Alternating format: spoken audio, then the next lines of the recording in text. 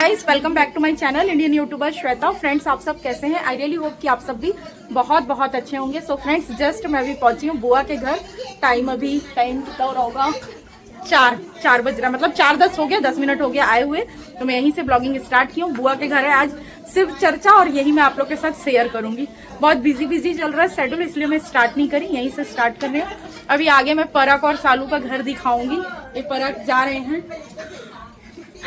इन लोग और तैयार होते, ब्लॉग तो बनेगा ही।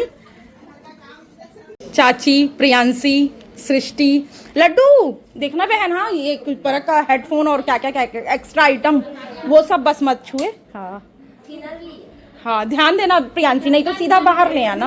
हाँ की तैयारी हो गई है, बुआ लगी हुई है और मैं पास से वीडियो नहीं बना सकती, तो मैं अनीता चाची को बोलूँगी वो बना देंगी। ये है भगवान जी। हर हर महादेव कमेंट में जरूर लिखिएगा। इसका ये जरूरी है, यही भोग है, यही मेन भोग है। तो उसको किसमें जलाऊं सोच रही हूं। व्यवस्था पूरा हो गया है।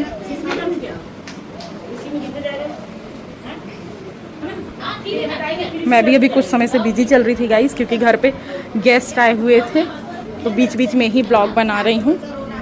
और सुबह से भी आज भी बिजी। मंडली वाले आ गए हैं गाइस, एक्साइटमेंट बढ़ गया है। सबको रिसीव करने बुआ जा रही है। और ये बुआ की हैप्पी फ्रेंडशिप वाले दिन फ्रेंड लोग बैठे हैं, लेकिन बुआ छोड़कर आप लोग को बाहर चले। मुझे अच्छा नहीं लगा, बाकी ठीक है बुआ बाद में देख लीजिएगा। आपकी फ्रेंड लोग को मैं अटेंड कर रही हूँ।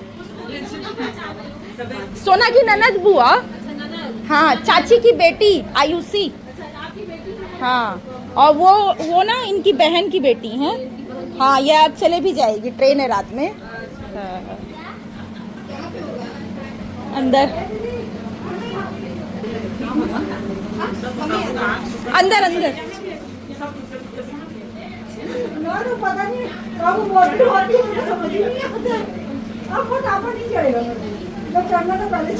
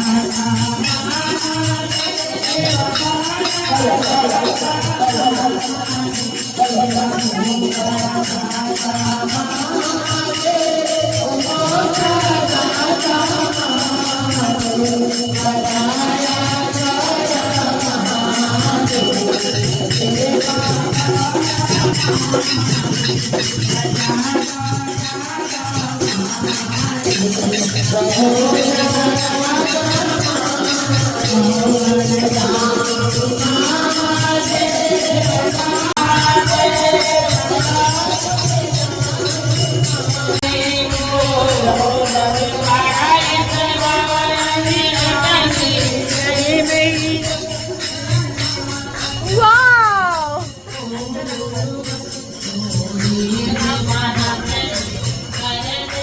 हम दोनों का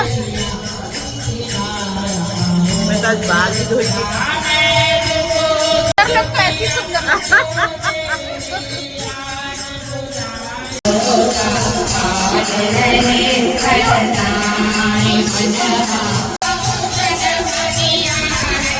मेरे घर तरफ नहीं जाते हैं आप? आओगे, मैं बुलाऊंगी तो। खोखा शांति नगर दूर पड़ जाएगा ना, सुपेला के बाद आएगा अवंती भाई, तब आ जाओगे। अच्छा अच्छा, यहाँ तक भी आ गए, बुआ के घर तक तो। हाँ हाँ हाँ, चलो ध्यान तो रहेगा ना कि लाना छोड़ना कर देंगे तो आप आ जाइएगा। हाँ हाँ गाइस, प्रसाद में बन रहा है छोले और पूड़ी।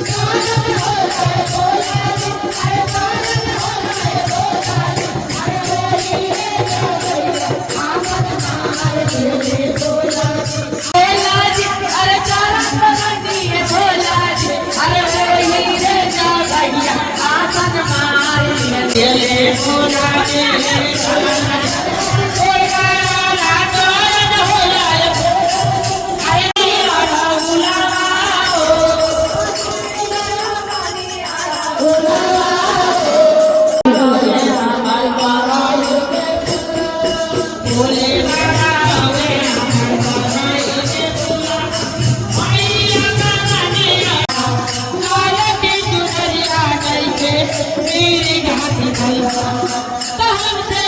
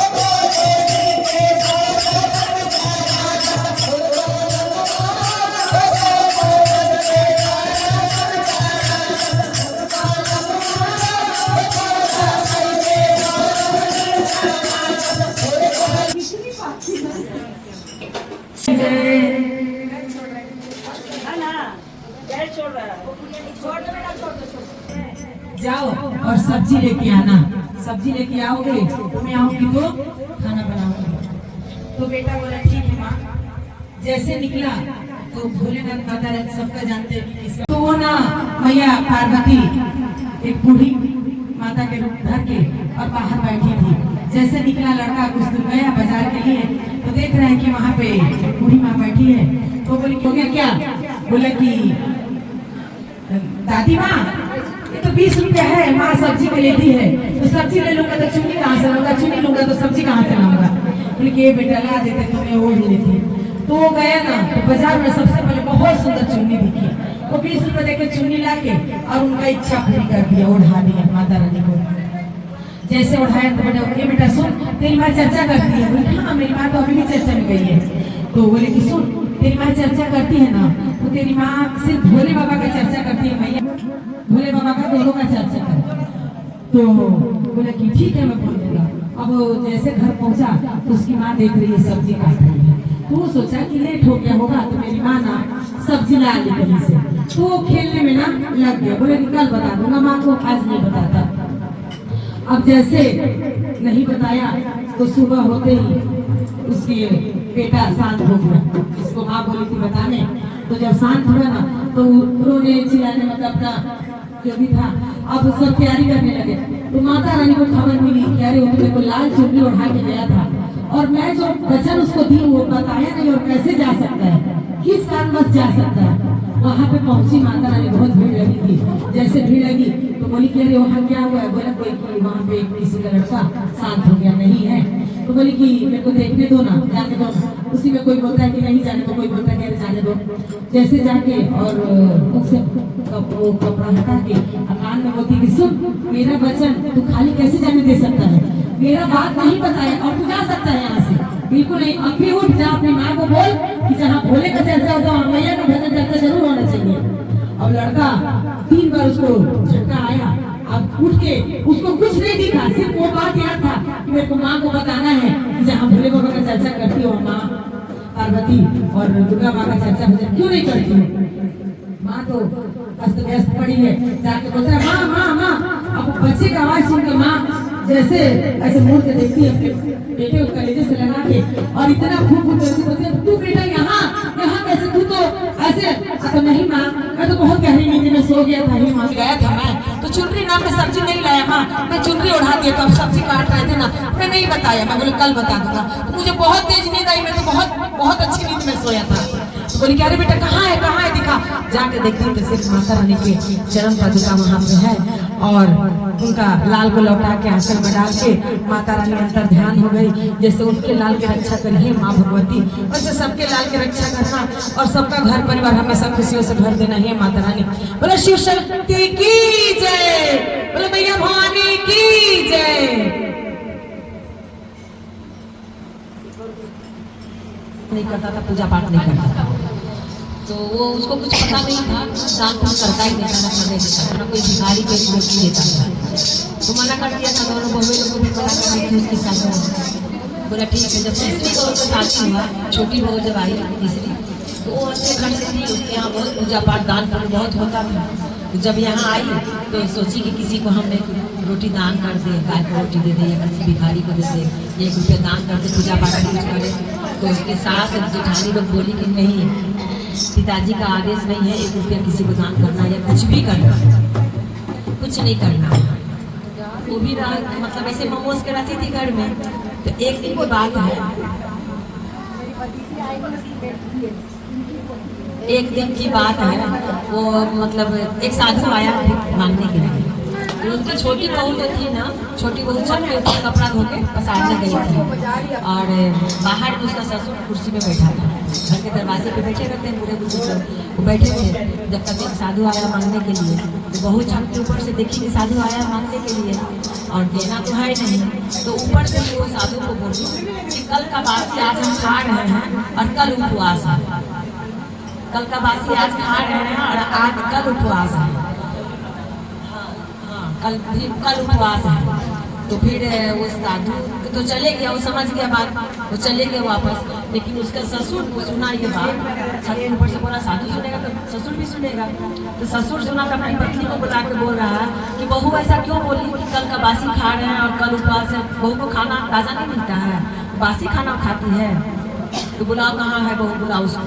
बहू को बुला के उससे पूछ रहा है कि क्यों तुमको खाना नहीं मिलता है, तुम ऐसा क्यों बोली साधु से, कल का बासी खा रहे हैं।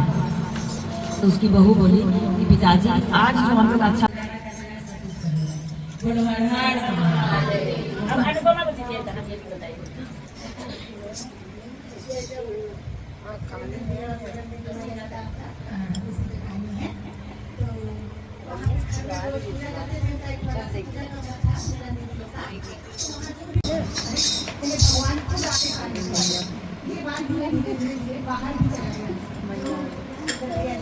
काम करते हैं वहाँ भोग लगाने से भगवान आते हैं।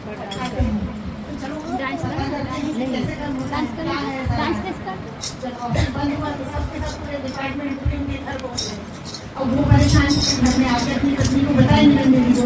तो वो बोली देखो घर में हम भोग लगाएंगे और प्लीज मान लो भोग का कम हुआ बोलेंगे इनका घर है, किसी कुछ बात नहीं होंगे, किसी होंगे, विश्वास नहीं करेंगे।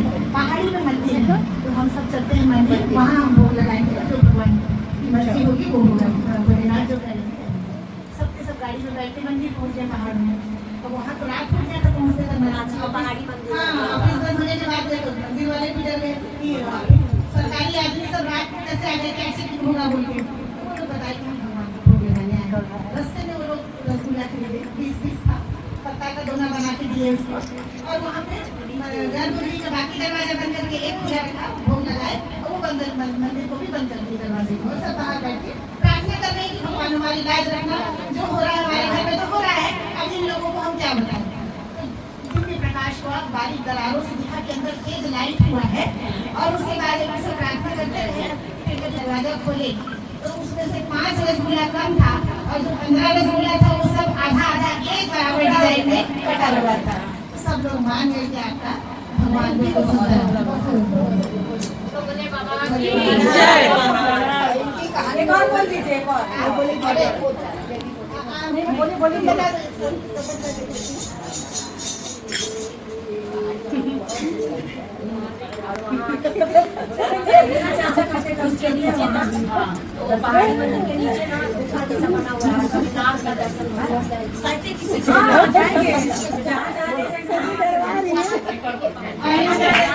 जो बुजुर्ग आदमी जो सोचे थे कि भगवान के दर्शन करूंगा, तो जैसे सुने कि पट खुल गया केदारनाथ धाम के लिए निकल गए घर से। अब 6 महीना खुला रहता है, 6 महीना खुल रहता है तो वो निकले घर से और पैदल पैदल बेचारे दूर जाकर देखने चले। 6 महीने तक लगातार चले। जब वहाँ मंदिर में पहुँचे तो पट बंद हो रहा था। पंडित जी भगवान को लेकर वापस नीचे जा रहे थे कि अब बर्फबारी होगा, यहाँ एक आदमी जिंदा रह नहीं सकता है। अब ये बेचारा पहुँचा है, बोले खोल दो, 6 महीने से चल रहा हूँ, दर्शन तो कर लूंगा, अभी तो कहीं गए भी नहीं हूँ। तो बोले नहीं, एक बार जो बंद हो गया तो अब नहीं खुलेगा, तुम जाओ नीचे, 6 महीने बाद आना और दर्शन कर लेना। अब वो बेचारा बैठ कर रोने लगा। ये काम करने के लिए हम लोग बुलाए हैं इसको, काम कर अच्छे से चल।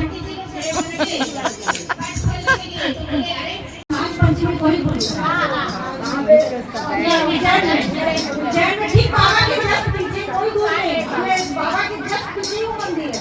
वो गली से होके यहाँ बाहर निकालो तो गली के उस पार वो मंदिर है, नाग चंद्रेश्वर। मेरे भैया बोले थे कि बच्चों को कभी भी नाग चंद्रेश्वर का दर्शन जरूर कराना चाहिए, उससे उनकी बच्चों की जो है शक्ति पढ़ने की आगे बढ़े पीछे नहीं जाए।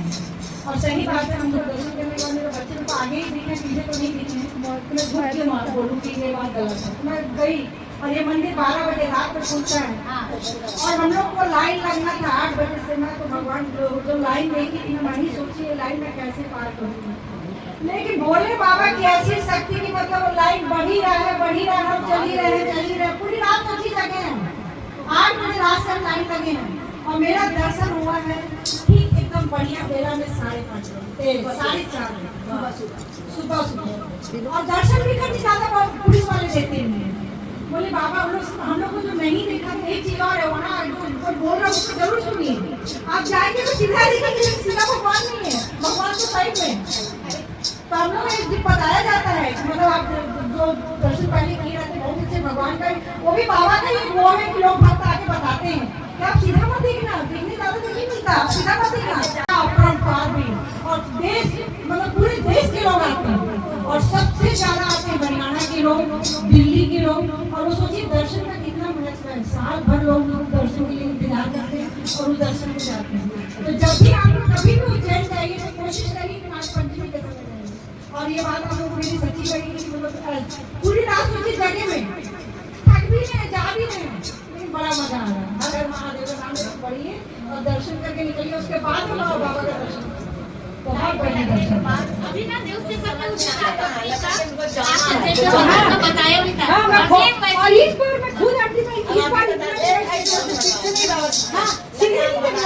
जाने को कराना था, शादी के बाद से नहीं कराई थी मैं। हाँ 12 बजे रात को खुलेगा कि 12 बजे रात को खोलेगा, 24 घंटा मारना।